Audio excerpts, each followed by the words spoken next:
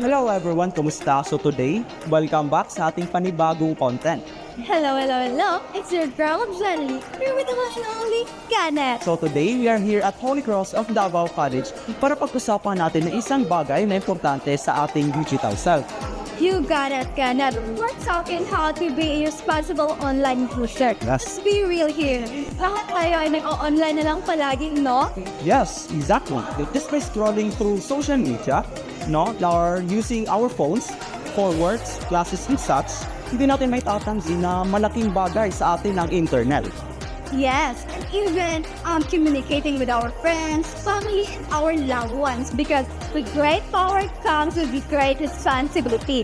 So tingnan natin kung saan tayo aabot at hanap na. So Jenny Lee, habang naglalakad-lakad tayo dito sa Holy Cross of Davao College, hindi mawala sa isipan ko kung gaano kadepende ang mga estudyante dito sa paggamit sa internet. True, tama ka dyan, Kenneth. They are the future. And they have to be aware and kung paano maging responsible online user. Absolutely. So, tingnan natin kung makakakita tayo ng mga bright minds na makakapag-share sa kanilang thoughts or opinion tungkol dito. Uy, tingnan mo! Nabang estudyante doon. Kontaktin natin. Tara! Hi guys! Excuse me! Kami nga po pala si Kenneth and Jenny Lee from the Kent page.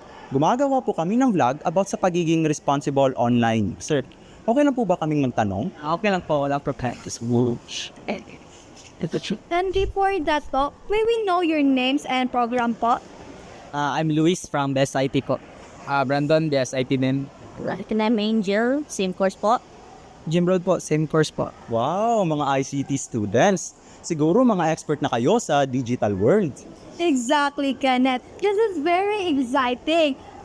Those are best IT students and our main questions is, in your own words, what does it mean to be a responsible online user? Para sa akin po, it's about being mindful sa ating sinishare online. Like pag-iisip ng 2 beses bago mag-post ng kahit anong personal information. At dahil dyan, maaaring gamitin nila laban sa atin. Kaya, you never know who's out there.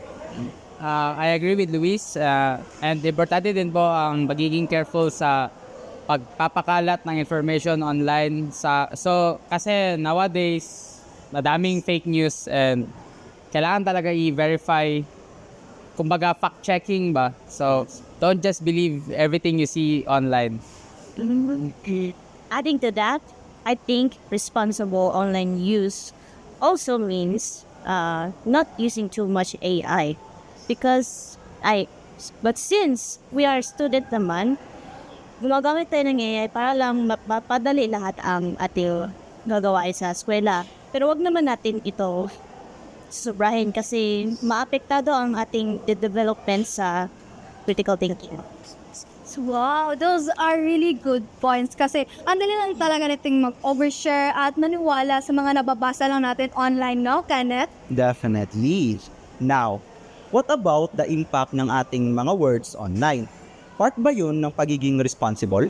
Absolutely. Ang sinasabi natin online ay may impact sa iba. Pagkakalap ng negativity at hate speech ay definitely hindi responsible. Kaya sipagin natin maging respectful at constructive sa interaction natin online.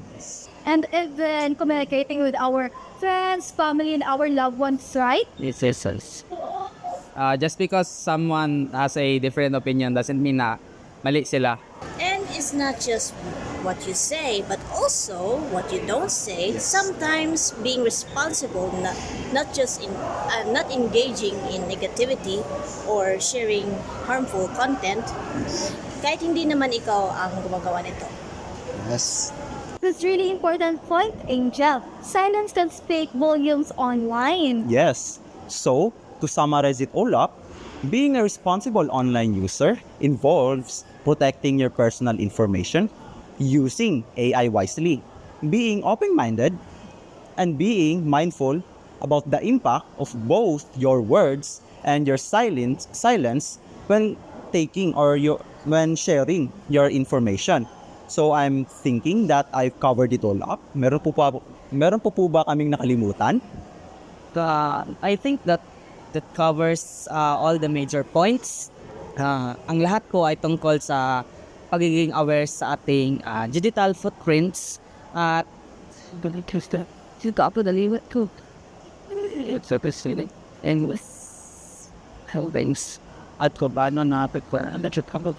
sa ating digital footprints at kung paano naapektuhan ang ating actions sa ating sarili at sa iba. Yes.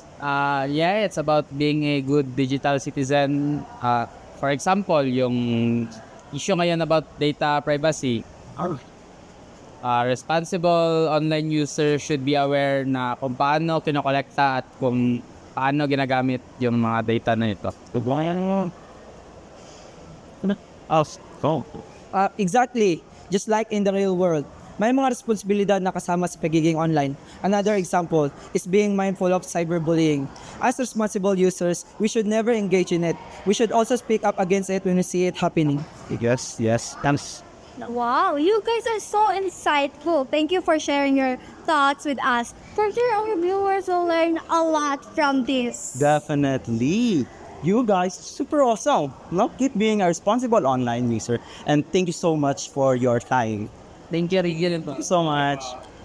See, Kenneth, those BSIT students really know their stuff. They do. It's great to hear that these younger generations are aware about the issues that is happening right now. So to all our viewers dyan, huwag niyong kalimutan yung sinabi ni na Luis, Brandon, Angel, and Jemerald. Let's all strive to be a more responsible online user. Yes, and that is thinking before you click, being kind when you're interacting with someone, and being critical about the information that you consume and you share. Exactly, Kenneth. Think before you click. You don't forget to protect your personal information. Your safety is important. So, what are your thoughts about the responsible use of online? Please comment it in the comment section below because we'd love to hear it from you. If you found this video helpful, don't forget to share, like, and subscribe for more content. That's it from our video. Thank you so much for watching and have a great day. Bye. See ya!